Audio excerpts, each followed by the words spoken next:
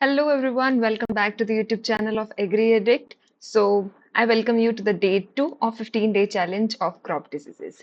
तो आज हम बात करेंगे कौन से डिजीज के बारे में। आई होप आपको लास्ट लेक्चर अच्छा लगा होगा, आपको वो हेल्पफुल फील हुआ होगा। एंड आज हम बात करेंगे diseases of wheat and barley. तो दोनों ही इंपॉर्टेंट जो क्रॉप्स रह जाते हैं हमारे पास, तो इनसे रिलेटेड जो भी, जैसे व्हीट की थोड़ी सी डिजीजेस ज्यादा होती हैं, बट बार्ले में like 2 to 3 diseases he important होती हैं। तो इसके अंदर सिमिलरली वैसे ही हम सिर्फ एग्जाम पॉइंट ऑफ व्यू चीजें जो है वो डिस्कस करेंगे, बहुत क्रिस्प वे के अंदर हम इसमें बात करेंगे। तो लेट्स बिगिन। चलिए, तो स्टार्ट करते हैं वीट की सबसे ज्यादा इंपॉर्टेंट डिजीज के बारे में, जिससे कि बहुत वेराइटी ऑफ क्वेश्चंस जो है वो पूछे जाते हैं। अगर हम स्टार्ट करते हैं रस्ट ऑफ वीट से, तो हमें पता है कि बेसिकली 3 तरीके के रस्ट होते हैं, जिसमें से ये है हमारे पास ब्लैक रस्ट, ओके, देन है हमारे पास yellow rust, and this is brown rust, या जिसे हम ऑरेंज रस्ट भी कह देते हैं। ओके, तो ब्लैक रस्ट इसको हम कहते हैं स्टेम रस्ट, येलो रस्ट को बोला जाता है स्ट्राइप रस्ट, एंड ब्राउन या ऑरेंज रस्ट को बोला जाता है लीफ रस्ट, बेस्ड ऑन के कौन से प्लांट पार्ट के ऊपर ये मेजरली इफेक्ट करती है। ठीक है, अब इनके कलर के हिसाब से ये चीज पता लगती है कि किस कलर के पुस्ट्यूल्स बन रहे हैं, तो उस अकॉर्डिंग इनका नाम दिया गया है।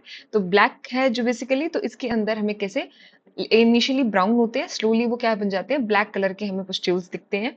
येलो के अंदर क्या होता है, इनिशियली क्या होता है, ये येलो कलर के होता है। इसको स्ट्राइप इसलिए बोलते हैं क्योंकि ये स्ट्राइप के ऊपर मिलते हैं और ये इस तरीके से पैरेलली अरेंज होते हैं, जैसे कि आप देख सकते हैं। लेकिन बाकी दोनों के अंदर थोड़े से स्कैटर्ड होते हैं, जो यूरिडियोस्पोर्स बनते हैं। तो इनिशियली क्या होते हैं, इनिशियल स्टेज में बनते हैं यूरिडियोस्पोर्स, एंड जैसे जैसे मेच्योरिटी आती है, ये यूरिडियोस्पोर किस में कन्वर्ट हो जाते हैं, टीलियोस्पोर्स के अंदर।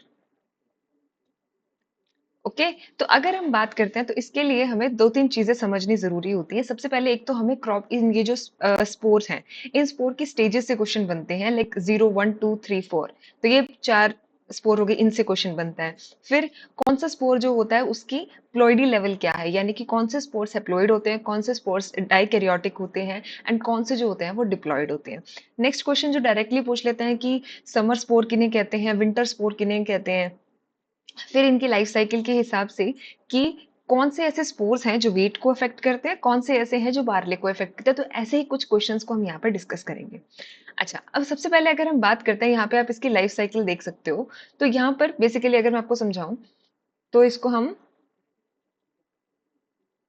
ओके, देखिए, तो रस्ट ऑफ व्हीट के अंदर जो मेजर होस्ट होता है इसका, वो होता है व्हीट, और दूसरा जो होता है वो होता है अल्टरनेट होस्ट।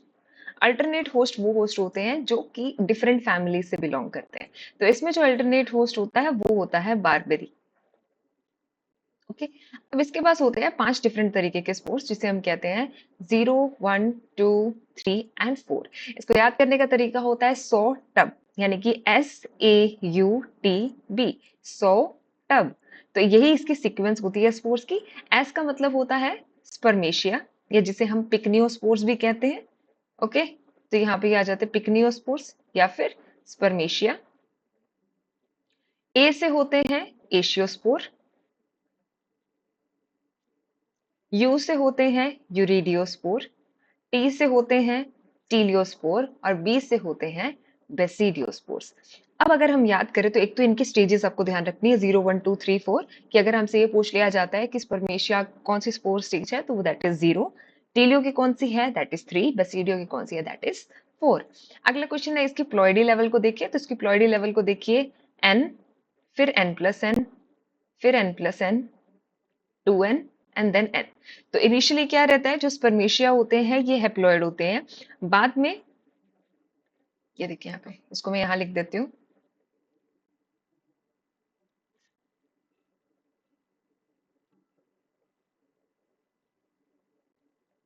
ठीक है, SAUTB, 0, 1, 2, 3 एंड 4। ठीक है, तो ये दोनों जो पहली वाली स्टेजेस होती हैं, ये हमें किसके अंदर मिलती हैं, ये मिलती हैं बारबेरी में। ओके, और बाकी 3 जो होती हैं ये हमें मिलती हैं मेन वीट होस्ट के अंदर। तो यहाँ की लास्ट, बारबेरी की लास्ट स्टेज कौन सी है, एशियोस्पोर। यानी कि अगर ये पूछे कि कौन सी स्पोर स्टेज वीट को अफेक्ट करती है, तो कौन सी आएगी, एशियोस्पोर्स। अब वीट के केस में लास्ट कौन सी है, बेसिडियोस्पोर्स, यानी कि बारबेरी को कौन सी स्टेज अफेक्ट करती है, कौन सा स्पोर अफेक्ट करता है, बेसिडियोस्पोर्स। ठीक है, तो एक इतने से पार्ट से हमें कई सारी चीजें जो है वो क्लियर हो जाती है। तो यहाँ पे हेप्लॉइड, फिर दो में डाइकैरियोटिक, देन टीलियोस्पोर में जाके ये डिप्लॉइड हो जाता है, यानी कि यहाँ पर क्या हो जाती है, कैरियोगैमी, और यहाँ क्या होती है, प्लाज्मोगैमी। तो सेक्सुअल रिप्रोडक्शन की तीन स्टेजेस होती हैं, प्लाज्मोगैमी क्योंकि that is the fusion of protoplasm, then होता है कैरियोगैमी की fusion of nuclei, and then ultimately last में क्या होता है, मियोसिस। तो यहाँ पर पहले एन है, यहाँ पे हुई प्लाज्मोगैमी तो बन गया एन प्लस एन। अब ये एशियोस्पोर्स आ जाते हैं वीट के पास, वीट को इन्फेक्ट करते हैं, वहां पर बनते हैं यूरिडियोस्पोर जो कि डाइकैरियोटिक होते हैं। इसके बाद टीलियोस्पोर बनते बनते इनिशियली लास्ट में जाके क्या हो जाता है, ये लेटर स्टेजेस में यहाँ पे हो जाती है कैरियोगैमी। तो ये जो है न्यूक्लियाई ये फ्यूज हो जाते हैं और यहाँ बन जाते हैं डिप्लॉइड। ठीक है, अब यहाँ क्या होती है, फिर हो जाती है मियोसिस, और टीलियोस्पोर में मियोसिस होने के बाद क्या बन जाते हैं, चार बेसिडियोस्पोर्स। तो ये दोबारा क्या हो जाते हैं, हेप्लॉइड, और ये हेप्लॉइड जाके किसके ऊपर इन्फेक्ट करते हैं, बारबरी के ऊपर। ठीक है, तो इससे हमें क्या क्लियर हुआ कि मेन होस्ट कौन सा है, अल्टरनेट होस्ट कौन सा है। हमें तीन तरीके की रस्ट पता लगी, उनके कॉमन नेम क्या होते हैं, स्टेम रस्ट, ठीक है, स्ट्राइप रस्ट और लीफ रस्ट हो गया। स्पोर की स्टेजेस हमें पता लग गई हैं, उनके अंदर प्लोइडी लेवल हमें पता लग गया है, प्लाज्मोगैमी, कैरियोगैमी और मियोसिस का हमें पता लग गया है। ठीक है, अच्छा इसके बाद इंपॉर्टेंट क्या रहता है हमारे पास, ये देखिए, अब इसको यहाँ आपको समझना इजी हो जाएगा। ये देखिए यहाँ पे सबसे पहले क्या होता है कि ये फॉर एग्जांपल ये बारबेरी है, तो बारबेरी की अपर सरफेस के ऊपर क्या होते हैं, पिकनिया प्रेजेंट होते हैं या स्पर्मेशिया प्रेजेंट होते हैं। फिर ये यहाँ से मूव करते हैं बारबेरी की लोअर लीफ सरफेस के ऊपर, जहां पर बनते हैं एशियल कप्स। ये देखिए जो यहाँ पे आपको पिक्चर में दिख रहा है, ये बनते हैं एशियल कप्स, और इन एशियल कप्स के अंदर बनते हैं एशियोस्पोर्स जो कि डाइकैरियोटिक होते हैं। तो यहाँ पर क्या होती है, plasmogamy on the lower surface of the barberry leaves, तो यहाँ पर बन जाते हैं एशियोस्पोर्स। अब ये एशियोस्पोर इन लोअर सरफेस से जाके इन्फेक्ट करते हैं, अभी आते हैं वीट की सरफेस के ऊपर। वीट की सरफेस के ऊपर आके यहाँ पर क्या होते हैं, यूरिडियोस्पोर्स प्रेजेंट होते हैं, यहाँ पे यूरिडिया प्रेजेंट होता है, पिस्ट्यूल प्रेजेंट होते हैं जो हमें दिखते हैं। ठीक है, उसके बाद लेटर स्टेजेस में जब क्रॉप स्टेज एकदम मेच्योरिटी पे पहुंच जाती है, जब उन्हें सरवाइव करना होता है, अब यहाँ से दो क्वेश्चन बनते हैं। एक होते हैं हमारे पास कि कौन से आपके रिपीटिंग स्पोर्स होते हैं। तो जो मेन क्रॉप का सीजन होता है वीट का, उस टाइम पे जो रिपीटिंगली पूरी फील्ड के अंदर इन्फेक्शन होता है, आसपास की फील्ड में इन्फेक्शन होता है, that is through the urediospores. तो यूरिडियोस्पोर्स को क्या बोला जाता है, रिपीटिंग स्पोर्स बोला जाता है। यूरिडियोस्पोर्स को क्या बोला जाता है, रिपीटिंग स्पोर्स बोला जाता है।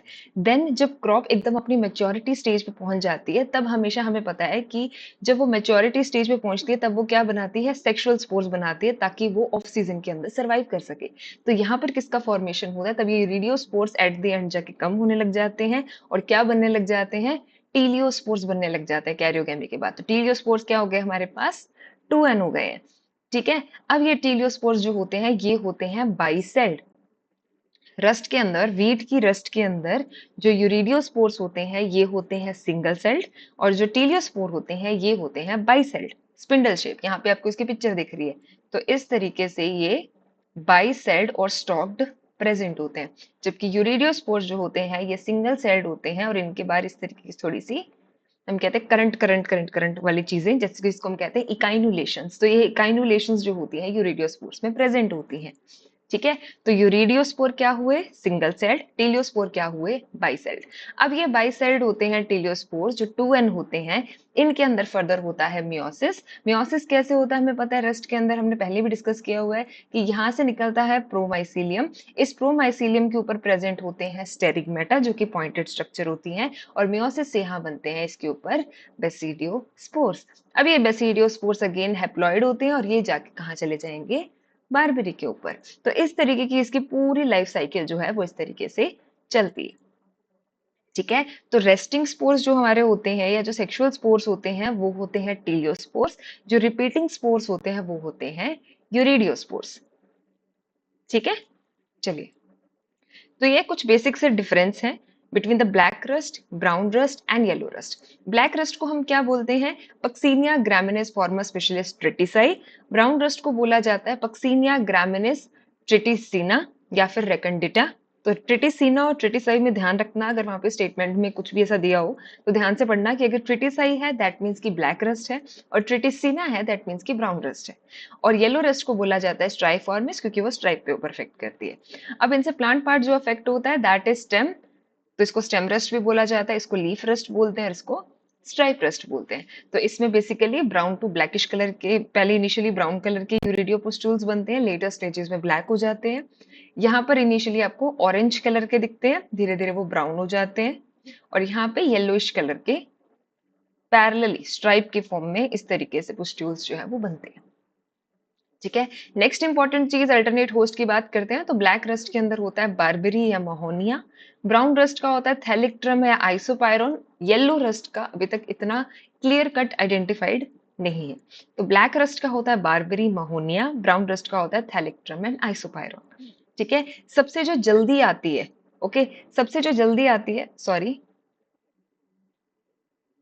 ये चीज थोड़ी डिफरेंट लिखी हुई है, ये येलो रस्ट के लिए और ये ब्लैक रस्ट के लिए। ओके, तो अब इसके अंदर येलो कलर के पुस्ट्यूल्स बनते हैं, ब्राउन ब्लैक एक कलर हो गया इनका। उसके बाद बात करते हैं इनके अंदर जर्म पोर्स की। तो जर्म पोर्स जो होते हैं इसके अंदर ब्लैक रस्ट में प्रेजेंट होते हैं 4 इक्वेटोरियल जर्म पोर्स, इसमें 7 to 10 और इसमें होते हैं 6 to 10। 4, 7 to 10, 6 to 10। अब ब्लैक रस्ट जो होता है इसको सबसे ज्यादा लेटर स्टेजेस में आता है, इसीलिए नॉर्दर्न इंडिया के अंदर हम देखते हैं कि नॉर्थ एरिया में मार्च अप्रैल तक ये स्पोर्ट्स के आने का टाइम होता है, और उस टाइम तक यहाँ पर टेम्परेचर जो हो जाता है वो बहुत ज्यादा हो जाता है। तो इसीलिए ब्लैक रस्ट जो है वो इंडिया में बेसिकली हम नहीं देखते हैं ज्यादा। ठीक है, तो ये हमेशा मार्च अप्रैल में आती है। सबसे अर्लीस्ट कौन सी आती है? Yellow rust. येलो रस्ट के बाद आती है ब्राउन रस्ट, जो सबसे ज्यादा इंडिया में मोस्ट वाइड स्प्रेड और मोस्ट डैमेजिंग, सबसे ज्यादा नुकसान करती है, दैट इज ब्राउन रस्ट। ठीक है, तो सबसे जल्दी कौन सी आती है? अर्लीस्ट 2 से 15 डिग्री में जो टेम्परेचर होता है उस टाइम पे येलो रस्ट, उसके बाद 10 to 30 डिग्री के नियर अबाउट के इस हिसाब से हमारे पास ब्राउन रस्ट रहती है। तो ब्लैक रस्ट को बहुत हाई टेम्परेचर चाहिए होता है, तो तब तक वो इंडिया में बेसिकली नहीं रहती है। ओके, अब ये होती है हेट्रोशियस रस्ट, और इसका नेचर, ये हेट्रोशियस नेचर बताया था एंटन डी बेरी ने, जिन्हें हम father of plant pathology, father of modern plant pathology हम कहते हैं। हेट्रोशियस का मतलब होता है कि जब उसको अपनी लाइफ साइकिल को कंप्लीट करने के लिए मोर देन वन होस्ट की रिक्वायरमेंट होती है, तो इसके अंदर उसे मेन होस्ट भी चाहिए, उसे ऑल्टरनेट होस्ट भी चाहिए, तो इसे हम कहते हैं हेट्रोशियस नेचर ऑफ द पैथोजन। तो ये हेट्रोशियस रस्ट होती है, और ये नेचर इसका किसने बताया था? एंटन डी बेरी ने, कि मेजर होस्ट जो होता है वो वीट होता है और ऑल्टरनेट होस्ट जो होता है वो बारबेरी होता है। ठीक है, अब इसे हम कहते हैं मैक्रोसाइक्लिक रस्ट। अब मैक्रोसाइक्लिक, यहाँ से भी क्वेश्चन बनता है, बेसिकली देखो 3 तरीके के होते हैं, एक होता है मैक्रोसाइक्लिक, एक होता है डेमीसाइक्लिक, और एक होता है माइक्रोसाइक्लिक। ठीक है, जो हमने 5 स्टेजेस पढ़ी स्पोर की, 0, 1, 2, 3, 4 सॉर्ट अप वाली जो है, तो अगर ये पांचों प्रेजेंट होंगी तो उस टाइप की रस्ट को हम बोलते हैं मैक्रोसाइक्लिक रस्ट, जिसमें पांचों स्टेजेस प्रेजेंट है।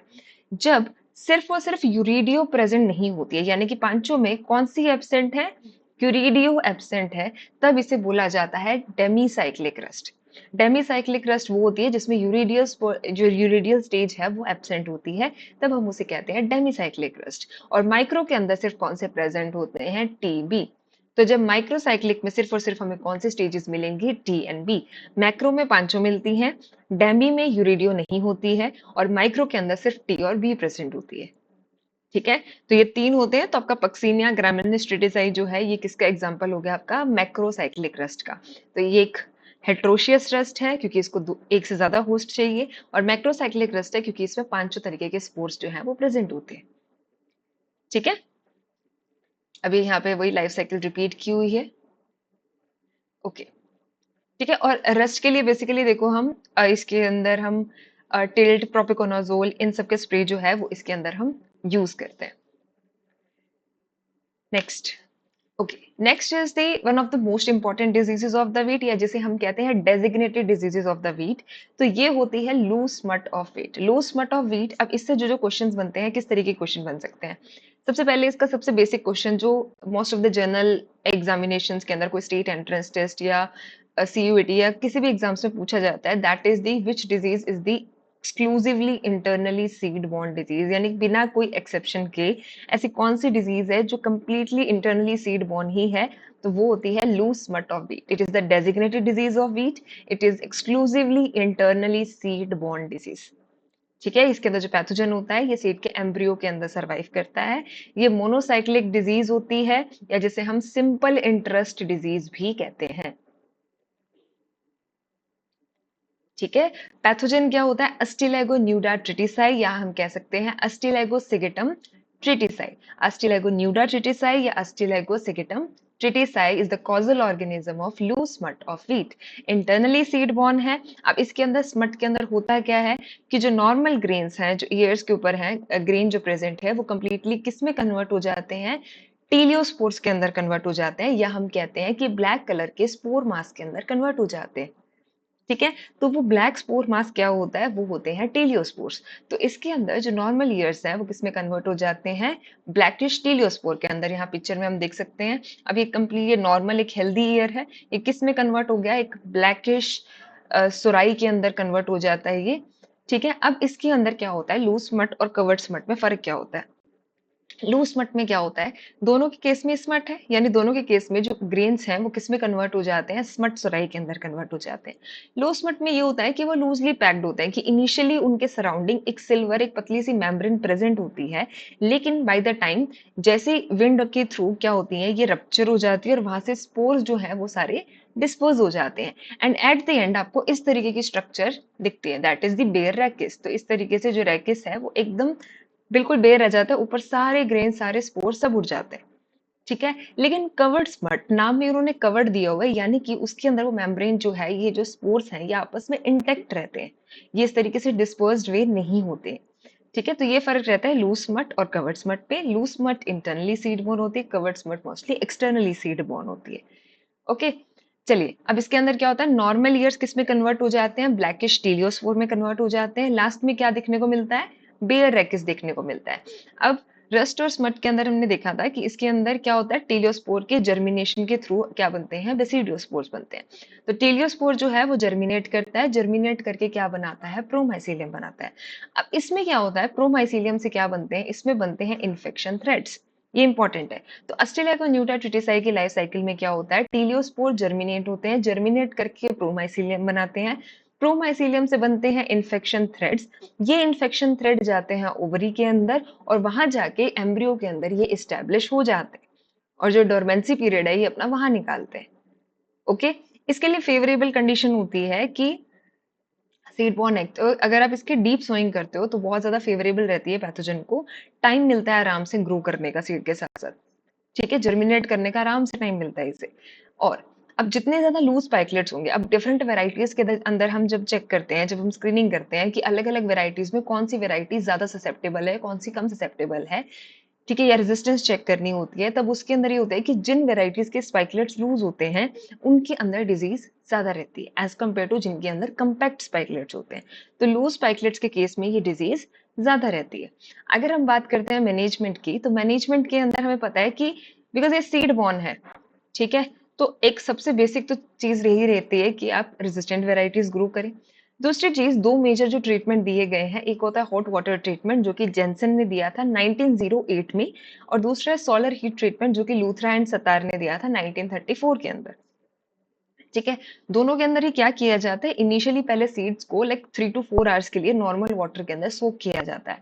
ये सोक करने का पर्पज ये होता है ताकि जो उसके अंदर जो डोरमेंट माइसीलियम प्रेजेंट है, उसे जैसे ही वहां थोड़ा वाटर मिलेगा, तो उसको तो ये लगता है, यानी एक तरीके से हम उसको पागल बनाते हैं कि जैसे उसको लगता है कि हाँ वाटर की प्रेजेंस है, दैट मीन्स कि वो जर्मिनेट करने लगता है, वो एक्टिव मोड में आ जाता है। और जैसे वो एक्टिव मोड के अंदर आता है, तब क्या करते हैं हम? हॉट वाटर ट्रीटमेंट के केस में हम उसे डाल देते हैं पानी में, गरम गरम पानी में 55 डिग्री सेल्सियस फॉर 10 मिनट्स, ताकि उस एक्टिव माइसीलियम को किल कर दिया जाए। ठीक है, और सोलर हीट ट्रीटमेंट के अंदर जब वो एक्टिवेट हो जाता है, फिर उसके बाद हम उसे एक प्लेन प्लास्टिक शीट के ऊपर, तो उसके ऊपर हम सीड्स को इस तरीके से बिछाते हैं और उसको हॉट सनलाइट के नीचे डायरेक्ट सनलाइट के नीचे हम उसे क्या कर देते हैं? ड्राई कर देते हैं। ओके, ये किसने दिया था? लूथरा एंड सतार ने इन 1934। एंड क्योंकि इंटरनली सीड बॉर्न डिजीज है, तो इसके लिए एक बेसिक प्रिकॉशन जो रहता है कि हमें सीड ट्रीटमेंट करना चाहिए, किससे? बाविस्टिन से, रेक्सिल से कर सकते हैं, टेब्यूकोनाजोल से कर सकते हैं, वाइटावेक से कर सकते हैं, जिसे हम कार्बोक्सिन भी कहते हैं। ओके, लेट्स अच्छे से फर्स्ट फर्स्ट रिवाइज करते हैं इसे। लूज स्पॉट ऑफ व्हीट किसकी वजह से होता है? अस्टिलेगो न्यूडा ट्रिटिसाई या अस्टिलेगो सेकेटम ट्रिटिसाई। ये एक मोनोसाइक्लिक डिजीज है, सिंपल इंटरेस्ट डिजीज है, इंटरनली सीड बॉर्न डिजीज है। नॉर्मल ईयर्स जो है वो किसमें कन्वर्ट हो जाते हैं? ब्लैकिश स्पोर मास, जिसे टीलियोस्पोर्स कहा जाता है। एंड इनिशियली इसके ऊपर एक सिल्वरी मेम्ब्रेन प्रेजेंट होती है। बाय द टाइम एयर के थ्रू वो मेम्ब्रेन जो है वो रप्चर हो जाती है और स्पोर्स वहां से डिस्पर्स हो जाते हैं। एट द एंड हमें वहां क्या मिलता है? बेयर रेकिस मिलता है। टीलियोस्पोर्स जो होते हैं उनका जर्मिनेशन कैसे होता है? वो प्रोमाइसिलियम बनाते हैं। प्रोमाइसिलियम से क्या बनते हैं? Infection thread. ये इन्फेक्शन थ्रेड जाते हैं ओवरी में और वहां जाके एम्ब्रियो में स्टेब्लिश हो जाते हैं। ठीक है, फेवरेबल कंडीशन होती है कि डीप सोइंग फेवरेबल रहती है इसके लिए। लूज पाइकलेट्स के अंदर ये डिजीज ज्यादा मिलेगी। मैनेजमेंट के केस में हमें रेजिस्टेंट वेराइटीज लगानी चाहिए। हॉट वाटर ट्रीटमेंट है जो जेंसन ने दिया था। Solar heat treatment given by Luthra and Sattar. और सेट ट्रीटमेंट हम कर सकते हैं बाविस्टिन, रेक्सिल, टेब्यूकोनाजोल एंड वाइटावेक्स से। ओके ओके, तो ये जितनी भी डिस्क्रिप्शन इसके अंदर मेंशन की गई है, अगर आपको ये डिस्क्रिप्शन चाहिए, आपको ये पीडीएफ फॉर्मेट के अंदर चाहिए, तो नीचे कैप्शन बॉक्स के अंदर आपको एक गूगल लिंक दिया गया है। आप उस फॉर्म को फिल कर दीजिए और जिन्होंने ऑलरेडी फिल कर दिया उन्हें कोई रिक्वायरमेंट नहीं है।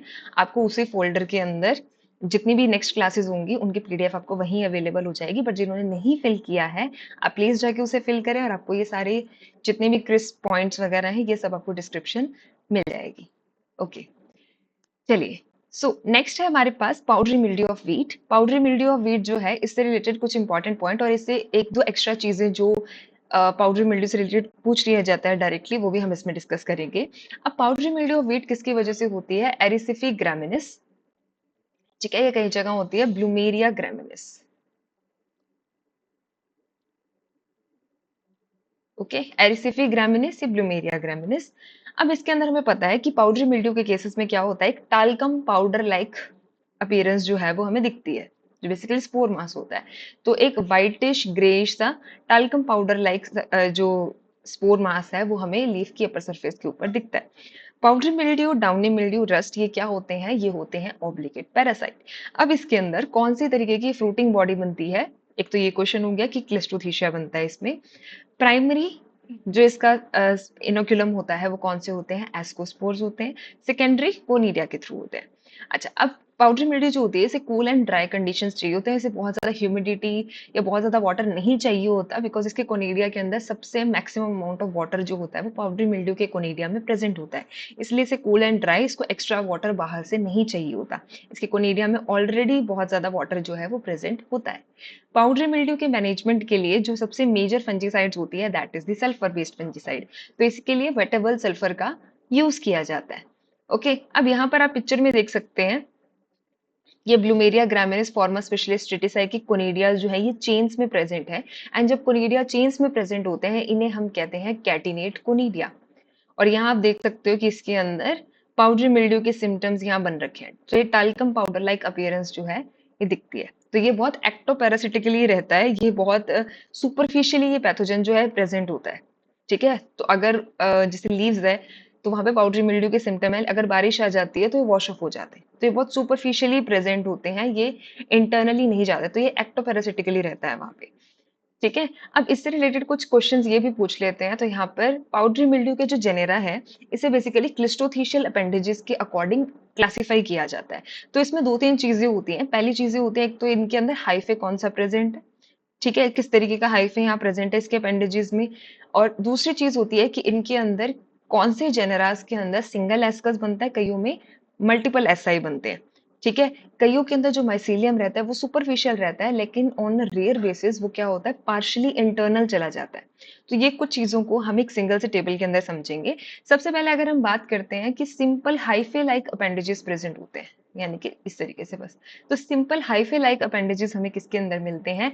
एरिसिफे, स्फेरोथिका एंड लेव्यूलिला। एरिसिफे, स्पेरोथिका और लेव्यूलिला के अंदर सिंपल हाइफे लाइक अपेंडेजेस होते हैं। ठीक है, इन सब की बात हम बाद में करते हैं।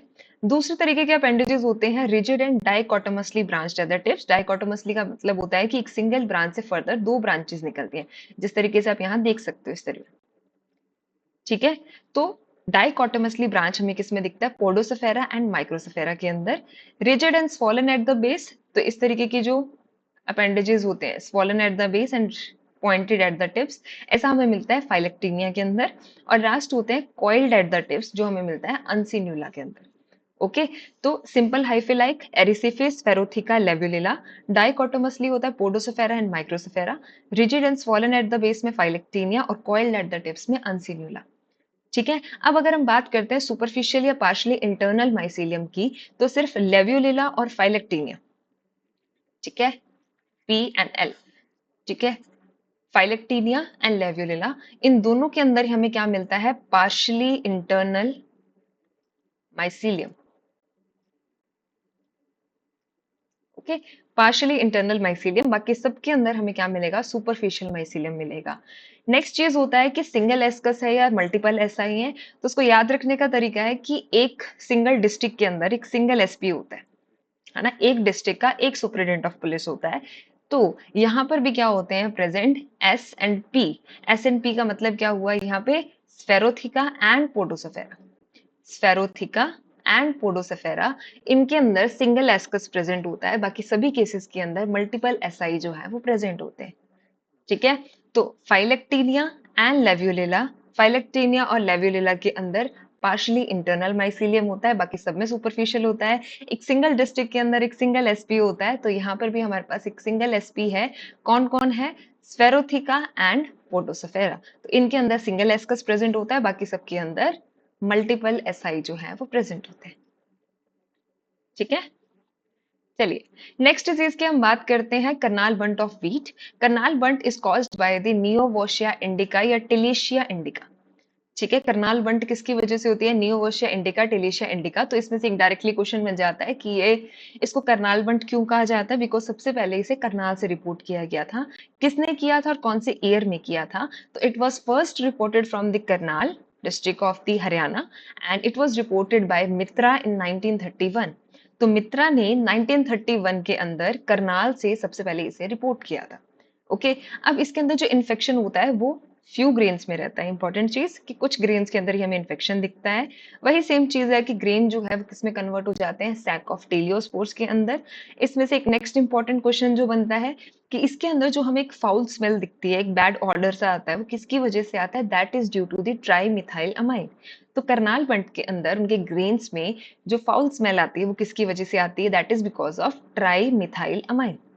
ठीक है, अब इसके अंदर क्या होता है? जो टेलियोस्पोर्स होते हैं वो जर्मिनेट होते हैं, जर्मिनेट करके बनाते हैं निडल शेप्ड कोनिडिया, सॉरी स्पोरिडिया। तो इसमें करनाल पंट में दो तरीके के स्पोरिडियाज बनते हैं। सबसे पहले टेलियोस्पोर जर्मिनेट करके जो प्राइमरी स्पोरिडिया बनाते हैं वो निडल शेप के होते हैं। बाद में लेटर स्टेजेस के अंदर बनता है सेकेंडरी स्पोरिडिया, जो कि सिकल या एलेंटोइड शेप के होते हैं। तो प्राइमरी स्पोरिडिया कैसे होते हैं? Needle shaped. सेकेंडरी स्पोरिडिया कैसे होते हैं? सिकल या फिर एलेंटोइड शेप के होते हैं। ओके, अब इसके मैनेजमेंट के लिए अगर हम बात करते हैं तो इसके अंदर हमें इंटरक्रॉपिंग करनी चाहिए, सीड बॉर्न है, सीड ट्रीटमेंट करना चाहिए थायराम से। डेट ऑफ सोइंग को हमें इसमें एडजस्ट करना बहुत जरूरी है। और इंटरक्रॉपिंग हम इसमें ग्राम या लेंटिल से कर सकते हैं, क्योंकि हम जनरली देखते हैं कि क्रॉप रोटेशन या इंटरक्रॉपिंग हम किसी दूसरी फैमिली के क्रॉप से हम करते हैं इसके अंदर। तो अगर हम ग्रामिनी की बात करें तो हम जनरली पल्सेस के साथ इंटरक्रॉपिंग या क्रॉप रोटेशन देखते हैं। तो इसमें हमें इंटरक्रॉपिंग करनी चाहिए ग्राम या लेंटिल के साथ in case of Karnal bunt. Seed treatment with thiram और डेट ऑफ सोइंग को हमें इसमें एडजस्ट करना चाहिए। ओके, एंड एक और न्यूज मुझे आपके साथ शेयर करनी है कि एग्री एडिक्ट के चैनल पर आपको यहाँ पर मोर देन 150 मॉक टेस्ट जो है वो अवेलेबल है। टॉपिक वाइज भी है, सब्जेक्ट वाइज भी है, प्लांट साइंस ग्रुप से रिलेटेड।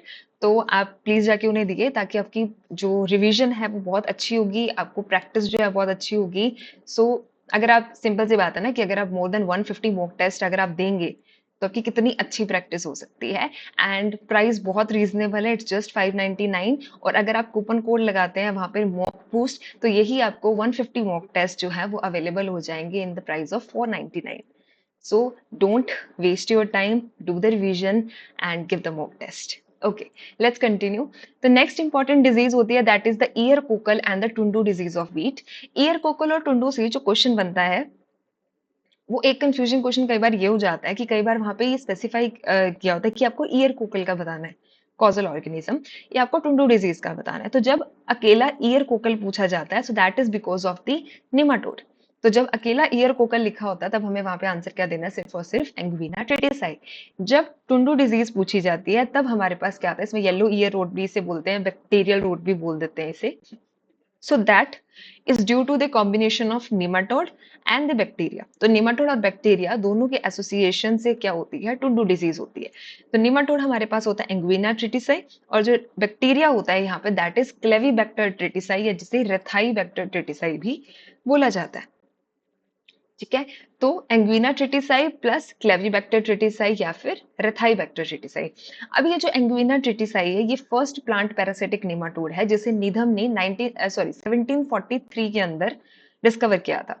तो first plant parasitic nematode is Anguina tritici.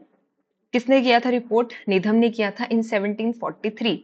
India के अंदर सबसे पहले ये जो रिपोर्ट किया गया टुंडू डिजीज जो रिपोर्ट की गई थी, सेकेंड, ये टुंडू डिजीज के लिए। तो इंडिया में जो टुंडू डिजीज सबसे पहले रिपोर्ट हुई थी that is by the Hutchinson in the Punjab 1917 के अंदर। तो हचिसन ने पंजाब में सबसे पहले ये डिजीज रिपोर्ट की थी इंडिया में इन 1917।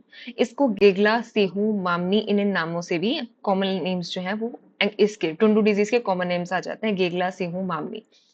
उसके बाद इसके अंदर हमें बेसिकली क्या होता है कि बिकॉज हमें पता है बैक्टीरियल की वजह से वहां पे कुछ ऊज लाइक सब्सटेंसेस होते हैं, तो यहाँ पर इसको येलो ईयर रूट इसीलिए बोला जाता है क्योंकि वहां पे yellow to yellowish orange colour के ऊज दिखते हैं। ठीक है, स्टंटिंग, और ये तो हो गया आपके बेसिकली बैक्टीरिया की वजह से सिम्टम। ठीक है, और निमाटोड की वजह से हमें पता है कि यहाँ पर क्या बनेंगे, गॉल का फॉर्मेशन होता है, तो यहाँ पे स्टंटिंग भी दिखती है, रिंकल्ड भी दिखते हैं लीव्स। ठीक है, और यहाँ पे कर्नल्स किस में कन्वर्ट हो जाते हैं, गॉल्स के अंदर कन्वर्ट हो जाते हैं। ठीक है, ऑन्स जो है बाहर से अगर हम देखते हैं तो इसके जो ऑन्स होते हैं वो ट्विस्टेड दिखते हैं। इसका बेसिकली हमें पता है कि निमाटोड के अंदर जो सेकंड स्टेज जो लार्वा होता है, ठीक है, J2 जुवेनाइल 2 जो होता है वो सबसे ज्यादा डैमेजिंग होता है, बिकॉज जो फर्स्ट जुवेनाइल रहता है वो एग के अंदर ही होता है। ठीक है, उसके बाद एग से बाहर जो आता है वो J2 आता है, और ये J2 जो होता है ये जाके होस्ट के अंदर इन्फेक्शन करता है और वहां जाके फर्दर मोल्टिंग जो होती है इसमें। ठीक है, अब दूसरी चीज है कि ये एक्टोपैरासिटिकली फीड करता है। निमाटोड गोल्स जो है ये सॉइल के अंदर मोर देन 20 ईयर्स तक सर्वाइव कर सकते हैं, इवन सीड में भी सर्वाइव कर सकते हैं। तो सॉइल के अंदर भी कर सकता है, सीड में भी सर्वाइव कर सकता है। प्राइमरी इन्फेक्शन जो इसके अंदर होता है वो सीड की वजह से होता है, एंड सेकेंडरी हमें पता है बिकॉज बैक्टीरियल इन्फेक्शन है साथ में, तो फिर वो किसकी वजह से होता है, उसकी वजह से होता है। अगर हमें मैनेजमेंट करनी है तो मैनेजमेंट के लिए ऐसा होता है कि अगर सीड में प्रेजेंट है तो हेल्दी सीड को गॉल्स वाली सीड से अगर हमें सेपरेट करना है तो हमें उन सीड्स को सेलाइन सोल्यूशन में डाल देना चाहिए। ठीक है, तो वहां से क्या होता है कि गोल्स वाली जो सीड्स होती हैं वो हल्की होती हैं, तो वाटर की सरफेस पे आ जाती हैं, तो वहां से उन्हें कलेक्ट करके और उन्हें रिमूव कर दिया जाता है वहां से। इसके अलावा कि जिस एरिया के अंदर या जिस फील्ड के अंदर ये डिजीज बहुत ज्यादा हो रही है वहां पे हमें वीट की जगह बार्ली या ओट्स लगानी चाहिए, बिकॉज ये पैथोजन जो है ट्रिटिसाई ये बहुत ज्यादा क्रॉप स्पेसिफिक हो गया, तो ये बार्ली और ओट्स में इन्फेक्ट नहीं करता है, तो इसीलिए वहां पे हमें कुछ टाइम के लिए वहां पे बार्ली और ओट्स से रिप्लेस कर देना चाहिए वीट को। इसके अलावा जितने भी इन्फेक्टेड प्लांट्स हैं उन्हें अपरूट कर देना चाहिए और उन्हें बर्ट कर देना चाहिए। अब इसके अलावा कुछ निमेटिसाइड्स भी यूज कर सकते हैं लाइक डीडी मिक्सचर एंड निमाकोन। तो इसमें इंपॉर्टेंट पॉइंट्स क्या हो गए, ईयर कोकल किसकी वजह से होती है, एंग्विना ट्रिटिसाई। टुंडू डिजीज किसकी वजह से होती है, by the association of nematode and bacteria, that is Anguina tritici and bacteria is Rathayibacter tritici, Clavibacter tritici, या इसको कोराइनीबैक्टम ट्रिटिसाई भी कहते हैं, कोराइनी बैक्टीरियम ट्रिटिसाई। ठीक है, पहला प्लांट पैरासिटिक निमाटोड है, नीधम ने किया था डिस्कवर 1743 में। टुंडू डिजीज इंडिया के अंदर सबसे पहले किसने दी थी, हचिसन ने दी थी पंजाब में 1917। इसे हम गेगला, सेहू है, मामनी भी बोलते हैं। बैक्टीरियल इन्फेक्शन की वजह से इसको येलो ईयर रोड सिम्टम जो आता है इसमें किसकी वजह से आता है, बिकॉज इसमें येलोइश कलर का वहां पे ऊज या स्लाइम दिखता है। नेमाटोड की वजह से क्या होता है, स्टंटिंग होती है, ट्विस्टिंग हो जाती है लीव्स की, और कर्नल्स किस में कन्वर्ट हो जाते हैं, गोल्स में कन्वर्ट हो जाते हैं। ऑन्स इसके ट्विस्टेड दिखते हैं। सेकेंड स्टेज जो लार्वा है जो J2 है वो होस्ट में एंटर करता है, एक्टोपैरासिटिकली फीड करता है। नेमाटोड सॉइल में 20 ईयर्स से ज्यादा सर्वाइव कर सकते हैं या सीड में भी कर सकते हैं, तो प्राइमरी इन्फेक्शन सीड से हो जाता है, सेकेंडरी ऊज के थ्रू हो जाता है। मैनेजमेंट करने के लिए अगर हमें गॉल्स वाली सीड को सेपरेट करना है तो हम सलाइन सोल्यूशन में डिप करते हैं, वीट को रिप्लेस कर देना चाहिए बार्ले या ओट से, इन्फेक्टेड प्लांट को वहां से अप्रूव कर दो और उसे बर्न कर दो, या फिर निमेटिसाइड का यूज कर सकते हैं। Okay, next disease is the flag smut of wheat. Flag smut of wheat जो है ये किसकी वजह से होती है? That is caused due to the Urocystis agropyri. Flag smut of wheat is caused due to the Urocystis agropyri. अच्छा, अब इसके अंदर किस तरीके से दिखते हैं? हमें dark, elongated, swollen and distorted spikes दिखते हैं। ठीक है, तो स्पाइक्स पे किस किस तरीके से अफेक्ट आता है? डार्किश स्पाइक हो जाते हैं, स्वॉलन होते हैं, डिस्टोर्टेड होते हैं। अफेक्टेड स्पाइक के ऊपर हमें किस तरीके से दिखता है? टीलियोस्पोर का मास जो है वो यहाँ पे दिखता है, बिकॉज स्मट आ गया इसमें। अच्छा, अब इसका जो पैथोजन होता है यूरोसिस्टिस, ये क्या होता है? बेसिकली इस तरीके से एग्रीगेटेड स्पोर बॉल्स होती हैं। ये जो यहाँ पे आपको पिक्चर में दिख रही है दैट इज स्पोर बोल्स। तो एग्रीगेटेड स्पोर बोल्स होती हैं जिनके अंदर 1 to 6 bright globose brown smooth walled spores होते हैं, यानी दो लेयरिंग होती है इसमें।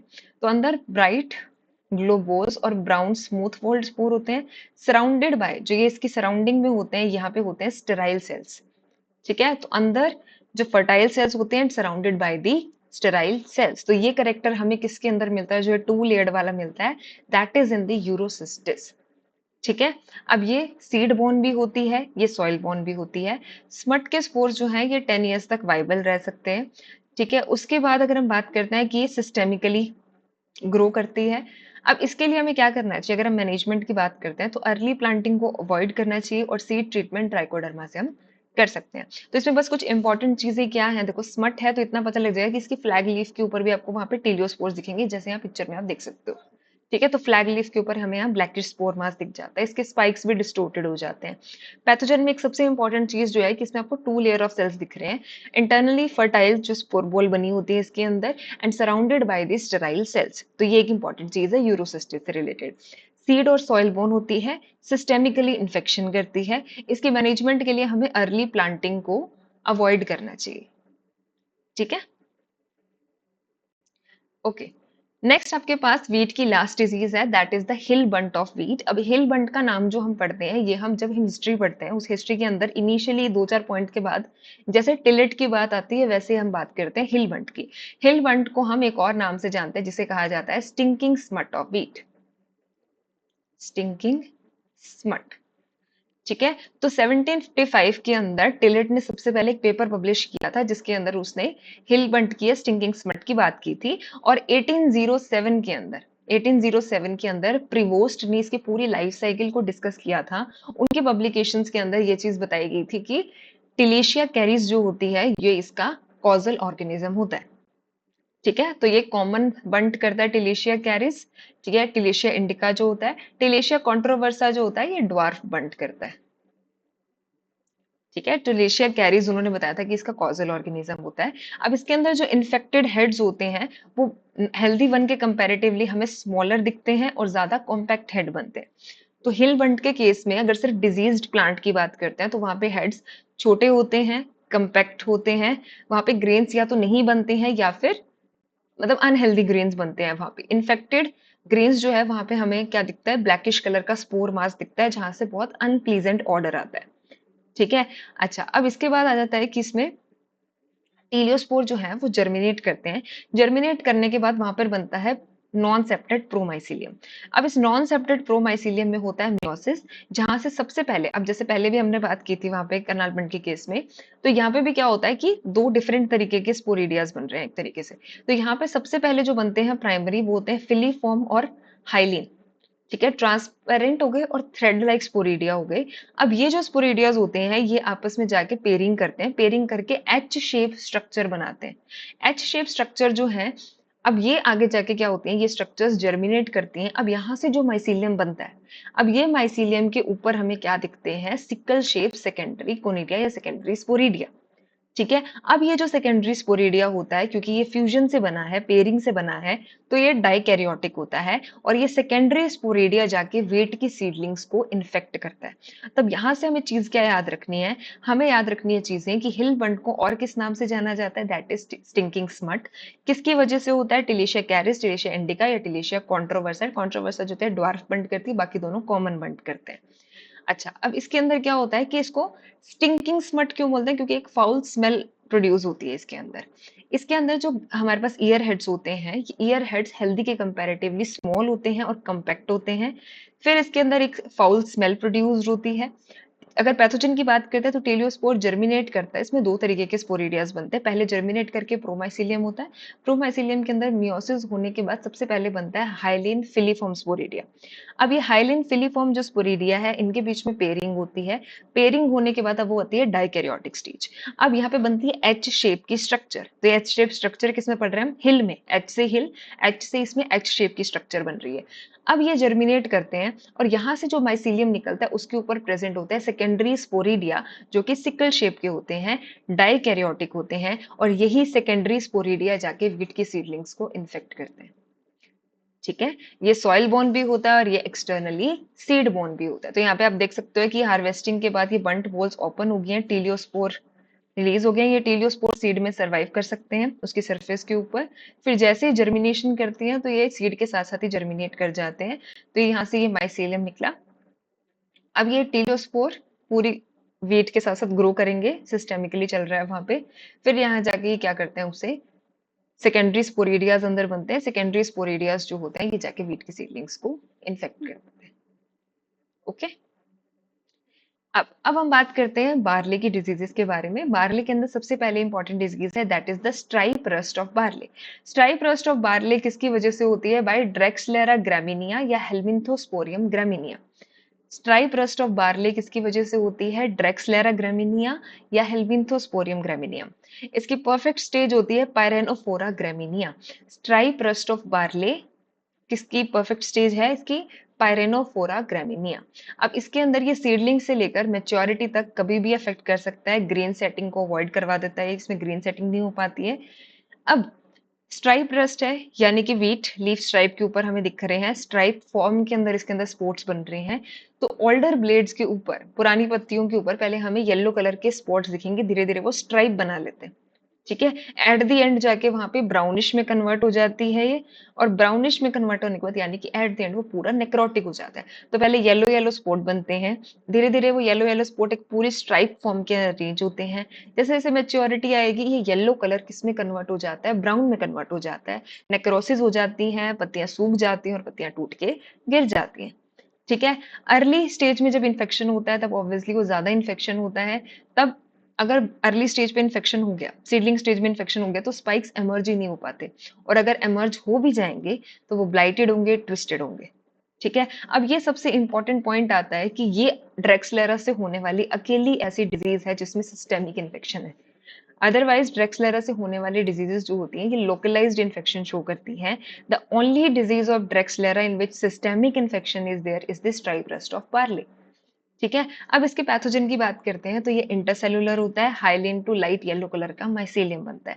इसके जो हमारे पास कोनिडिया होते हैं, यहाँ पे आप देख सकते हैं ये राउंडेड होते हैं अपने टिप से। ठीक है, तो कोनिडिया सब हाइलिन होता है, येलो ब्राउन कलर का दिख रहा है हमें, और राउंडेड एंड्स होते हैं। डिजीज साइकिल की बात करें तो ड्राई सीड्स के अंदर ये सर्वाइव कर सकता है, एम्ब्रियो में, सॉइल के अंदर भी कर सकता है, तो सॉइल में भी कर सकता है, ड्राई सीड्स में भी कर सकता है। फ्लावरिंग स्टेज पर ये इन्फेक्शन कर देता है मेनली। सेकेंडरी स्प्रेड इसका कोनिडिया के थ्रू होता है। फेवरेबल कंडीशन मोस्टली सब में ही हम देखेंगे कि अगर 2-2.5 सेंटीमीटर के बाद की डीप सोइंग है तो वो इनको फेवर करती है, क्योंकि जितने भी सीड बोर्न या सीड बोर्न जो पैथोजेंस हम देख रहे हैं उनके अंदर डीप सोइंग सबसे फेवरेबल कंडीशन होती है डिजीज के लिए। ठीक है, इसके मैनेजमेंट के लिए रेक्सिल टेब्यूकोनाजोल से सीड ट्रीटमेंट करवाया जाता है, लाइक 1.5 ग्राम पर केजी ऑफ सीड्स। तो इसमें इंपॉर्टेंट एक तो इसकी परफेक्ट स्टेज ध्यान रखना कि ड्रेक्सलेरा ग्रामिनिया की परफेक्ट स्टेज क्या होगी इसमें? पायरेनोफोरा ग्रामिनिया। दूसरी चीज इसमें ध्यान रखनी है कि अगर अर्ली स्टेज पे इन्फेक्शन होता है तो स्पाइक एमर्ज नहीं हो पाएंगे, एमर्ज होंगे तो वो ब्लाइटेड होंगे। ये ड्रेक्सलेरा से होने वाली अकेली ऐसी डिजीज है जिसमें सिस्टेमिक इन्फेक्शन होता है। इसका पैथोजन की बात करते हैं तो intercellular, highly into light yellow colour का माइसीलियम होता है। कोनिडिया इसके येलोइश ब्राउन कलर के होते हैं और टर्मिनली कैसे होते हैं? राउंडेड होते हैं। ठीक है, सीड में भी है, सॉइल में भी है, इसलिए डीप सोइंग इसको फेवर करती है डिजीज को। और इसके लिए हमें क्या करना चाहिए? रेक्सिल से सीड ट्रीटमेंट करवाना चाहिए। ठीक है, चलिए अब ये होते हैं कवर्ड स्मट और लूज स्मट। ठीक है, तो कवर्ड स्मट और लूज स्मट जो होती है ये बेसिकली अगर हमने वीट में पढ़ी है तो सिमिलर सी चीजें यहाँ पे सेम चीजें वही होती हैं। ठीक है, अब कवर्ड स्मट किसकी वजह से हो रही है? अस्टिलैगो होर्डाई। लूज स्मट होती है अस्टिलैगो न्यूडा। अब कवर्ड स्मट के अंदर हमें पता है वही सेम चीजें हैं कि स्मटेड ईयर्स जो है वो शॉर्ट एंड रहते हैं, वो इवन लीफ शीथ के अंदर ही रह जाते हैं, कि वो लीफ शीथ से बाहर ही नहीं निकलते, यानी अपनी बूट स्टेज क्रॉस ही नहीं करते वो। ठीक है, इसके बाद हमें पता है कि वो टीलियोस्पोर से कन्वर्ट हो जाता है, थिन मेम्ब्रेन से इंटेक्ट रहता है क्योंकि कवर्ड स्मट है। ठीक है, थ्रेशिंग के टाइम पे फिर ये टीलियोस्पोर जो है ये सीड के साथ मिक्स हो जाते हैं, और हमें पता है टीलियोस्पोर जर्मिनेट करके प्रोमाइसिलियम बनाता है, प्रोमाइसिलियम से स्पोरेडिया बन जाता है। तो ये systemic plus externally seed borne disease है। ठीक है, इस पे इन्फेक्शन कौन करता है? डाइकैरियोटिक हाइफे करता है। तो ये दो चीजें बस इसमें ध्यान रखने वाली है। अस्टिलैगोहोर्डाई करता है, systemic plus externally seed borne है। सीडलिंग स्टेज पर इसका प्राइमरी इन्फेक्शन होता है कवर्ड स्मट का, डाइकैरियोटिक हाइफे इन्फेक्शन करता है। ठीक है, तो इसमें भी हम वाइटावैक्स या रेक्सिल से हम सीड ट्रीटमेंट करवा सकते हैं। बात करते हैं लूस मट की, तो ये systemic plus internally seed borne disease है। ठीक है, जैसे हमने उसमें पढ़ा था, तो इसमें at the end bear rachis मिल जाएगा। तो इसके लिए भी हमें वाइटावैक्स से seed treatment, hot water treatment या सोलर हीट ट्रीटमेंट हम करवा सकते हैं। Okay, next the last disease is the barley yellow dwarf virus. तो बार्ले येलो ड्वार्फ वायरस ये किससे होता है? ये एक आरएनए वायरस है। पहली इंपॉर्टेंट चीज, कौन से फैमिली से बिलोंग करता है? ल्यूटियोविरिडी फैमिली से बिलोंग करता है। किसके थ्रू ट्रांसमिट होता है? एफिड के थ्रू ट्रांसमिट होता है। एफिड जो है ये कौन से पार्ट पे फीड करता है? तो ये फ्लोएम पे फीड करके वायरस को एक्वायर करता है। तो आरएनए वायरस है बार्ले येलो ड्वार्फ, ल्यूटियोविरिडी फैमिली से बिलोंग करता है। एफिड के थ्रू ये ट्रांसमिट होता है, और एफिड को कहाँ से मिलता है वायरस? फ्लोएम पे फीड करने से वायरस मिलता है। ओके, नाउ आज के लिए जो आपके क्वेश्चंस है that is that which sporedia of hill bunt of wheat infect the wheat seedlings, and second question is which two generas of the powdery mildew have the single ascus. And so if you like the video, आपको ये video अच्छे से समझ आया है, आपको diseases clear हुई हैं, तो इन क्वेश्चंस के आंसर आपको कमेंट बॉक्स में देने हैं।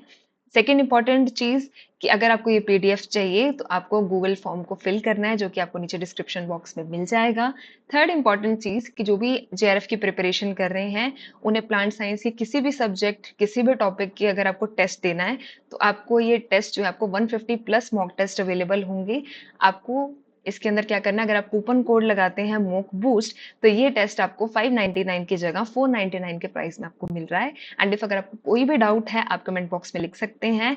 And do your preparation well, see you soon in the next video, and thank you so much, have a good day.